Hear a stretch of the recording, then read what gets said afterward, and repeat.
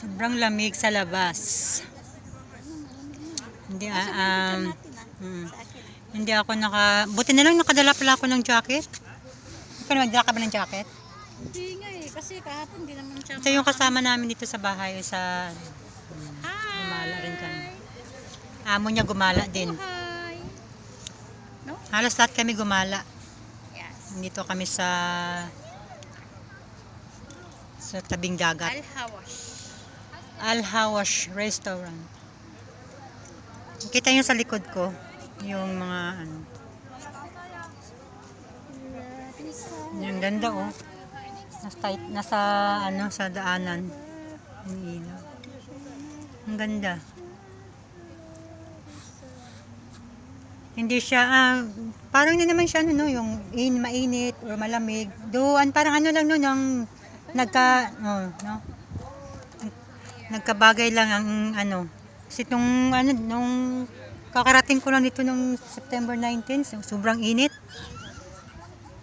Ngayon, sobrang lamig na kasi pa-summer na. Pa-summer na ka na dyan. Taglamig na. Taglamig, summer plano. Para summer ba tag-init? Sa March, February, ganun February. December na kasi kaya malamig na. Kumusta na ang Pinas dyan?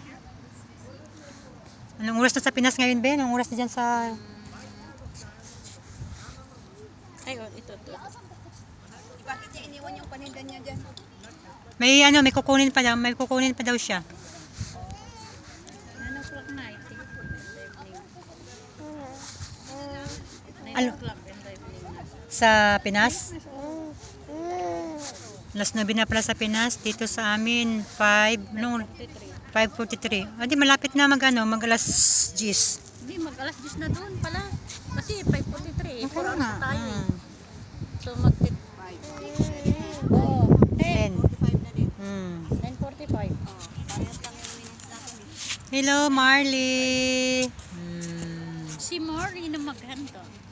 Bye. Guys. Don't forget to follow my page. Pa-follow po, Carl Jess Luminoki. Thank you, guys. Bye-bye. Ibap-bap yo.